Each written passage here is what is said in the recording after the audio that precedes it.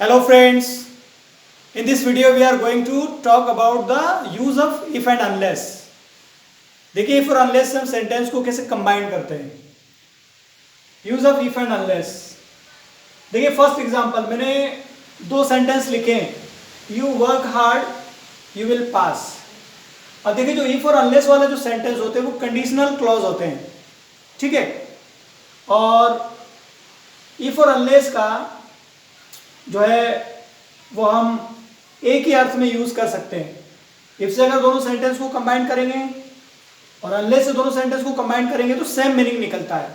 तो देखिए जो दो सेंटेंस दिए हुए इनको दोनों को एक साथ हम इफ और अनलेस से कंबाइन करना सीखेंगे.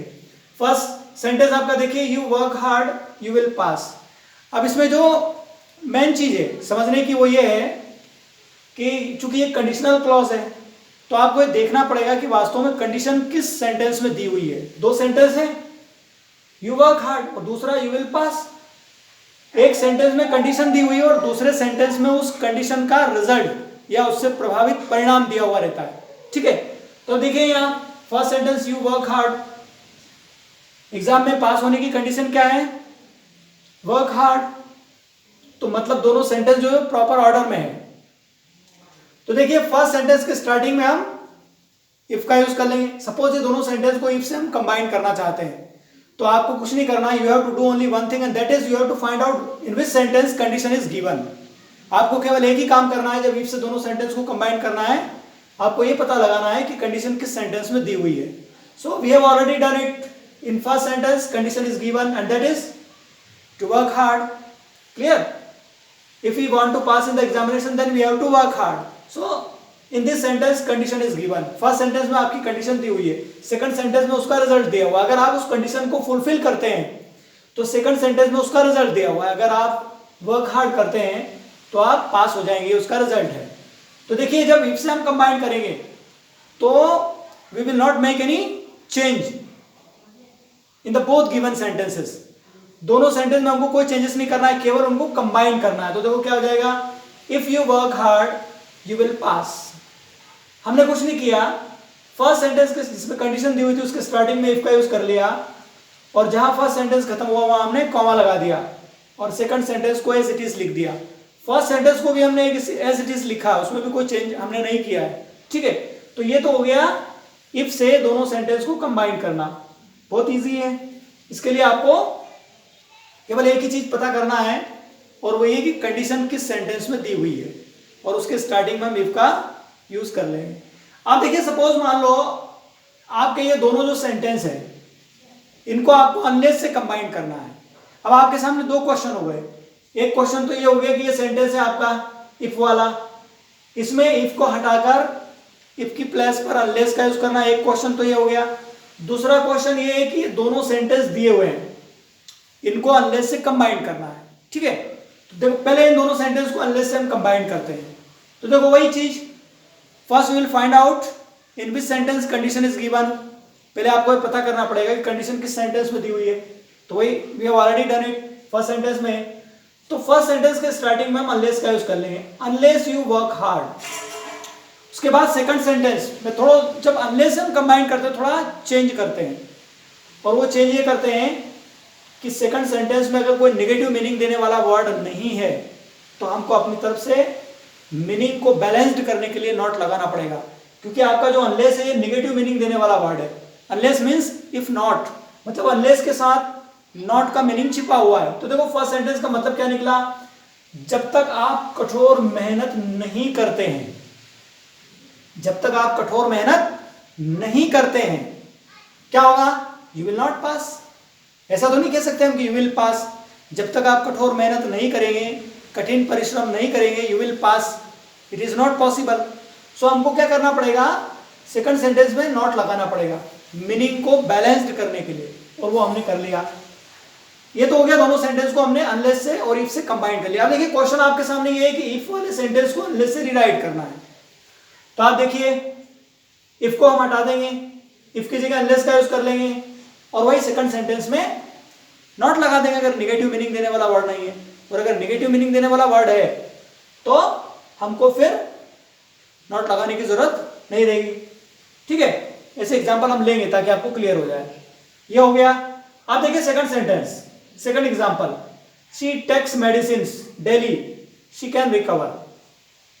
ठीक है, वापस इन दोनों सेंटेंस को इफ से कंबाइन करना है, तो वही देखेंगे हम। पहले ये पता करेंगे कि वास्तव में कंडीशन किस सेंटेंस में दी हुई है।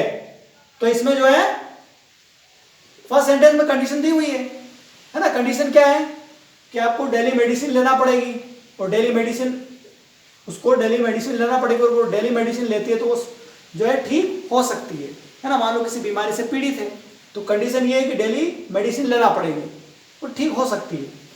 तो वही करेंगे हम, if she takes medicine daily comma she can recover.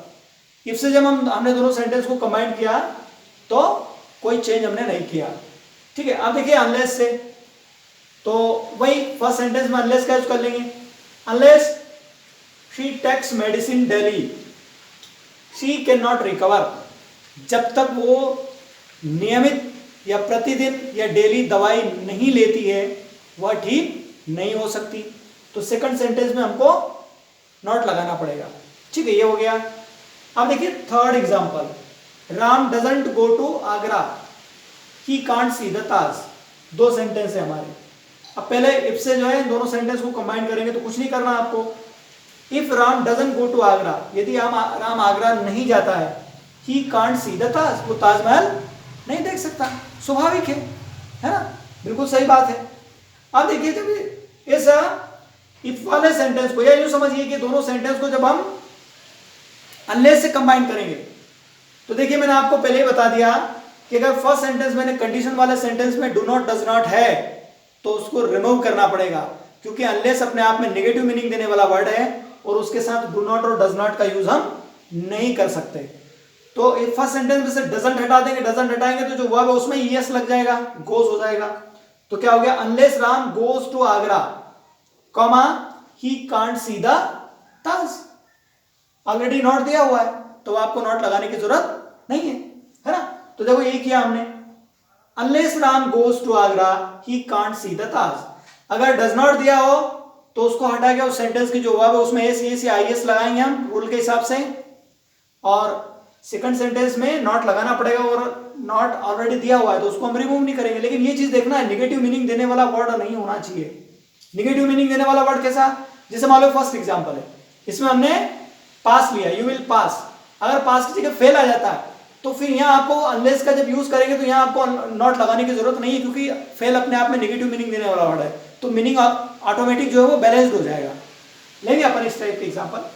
देखिए अब ये यहाँ, तो ये हो गया, हमने डज नॉट हटा दिया तो गो में यस लग गया, गोज हो गया, और फर्स्ट सेंटेंस लिखने के बाद कॉमा लगा के second sentence as it is हमने लिख दिया, क्योंकि ऑलरेडी उसमें नॉट दिया हुआ था। अब देखिए मान लो सेंटेंस ये है आपका, क्वेश्चन ये इफ वाला, if Ram doesn't go to Agra he can't see the Taj. तो इसमें भी वही करना है, इफ को हटा देंगे, इफ के साथ डज नॉट भी हट जाएगा, तो इफ की जगह अनलेस का यूज कर लिया, और चूंकि डजंट हटा है इसलिए गो में हम ईएस लगा देंगे। तो ये हो गया, unless Ram goes to Agra he can't see the Taj. ये हो गया। अब देखिए fourth example, we stay at home we can't protect ourselves from corona. ठीक है, एग्जांपल है। अब इसको इफ से देखो, कोरोना से अपने आप को प्रोटेक्ट करने की कंडीशन क्या है, हमको लॉकडाउन का पालन करना होगा, मतलब we have to stay at home, ये कंडीशन है हमारी। तो फर्स्ट सेंटेंस में दी हुई है, it means the sentences are already in proper order. Proper order का मतलब ये हुआ कि जिसमें कंडीशन है वो फर्स्ट सेंटेंस होगा हमारा, और जिसमें रिजल्ट दिया हुआ है वो सेकंड सेंटेंस होगा। तो कभी कभी सेंटेंस मान लो आगे पीछे हो जाते हैं, तो you have to arrange them, आपको उनको अरेंज करना पड़ेगा। और अगर आप उनको प्रॉपर ऑर्डर में अरेंज नहीं करेंगे और कंबाइन कर लेते हैं, तो सेंटेंस जो है मीनिंगलेस हो जाएगा। तो ठीक है, प्रॉपर ऑर्डर में ही है, तो पहले इफ से कंबाइन करते हैं, if we stay at home we can protect ourselves from corona. ये हो गया। अब मान लीजिए दोनों सेंटेंस को अनलेस से कंबाइन करना है, तो क्या करेंगे, unless we stay at home comma we can't, यहाँ नॉट लगाना पड़ेगा मीनिंग को बैलेंस्ड करने के लिए, we can't protect ourselves from corona. जब तक हम घर पर नहीं रुकते हैं, हम अपने आप को कोरोना से नहीं बचा सकते। ये सेंटेंस का मीनिंग हुआ। तो ये जो सेंटेंस थे दो सेंटेंस को पहले इफ से फिर अनलेस से कंबाइन करना, और फिर दूसरा ये था कि इफ को रिमूव करके उसकी प्लेस पर अनलेस का यूज करना। तो दोनों चीजें मैंने आपको बता दी है और बहुत इजी है, आप इजीली समझ सकते हैं। एक चीज ध्यान में रखिए कि अनलेस जो है वो अपने आप में नेगेटिव मीनिंग देने वाला वर्ड है, और अनलेस के साथ हम डू नॉट और डज नॉट का यूज नहीं करेंगे। लेकिन सेकंड सेंटेंस में अगर नेगेटिव मीनिंग देने वाला वर्ड नहीं है तो सेकंड सेंटेंस में जरूर हमको नॉट लगाना पड़ेगा मीनिंग को बैलेंस्ड करने के लिए। ठीक है, तो ये इफ और अनलेस के यूजेस हो गए। मैं समझता हूं आपको समझ में आ गया होगा। और अगर आपको कोई प्रॉब्लम है किसी भी वीडियो में तो आप कमेंट बॉक्स में जो है अपनी प्रॉब्लम लिख सकते हैं, उसको सॉल्व किया जाएगा। मैं सारी कमेंट्स रेगुलरली पढ़ता हूं, और अगर कोई कंफ्यूजन है तो आप क्वेश्चन कर सकते हैं, अपनी प्रॉब्लम अपने डाउट्स जो क्लियर कर सकते हैं। Okay, thank you.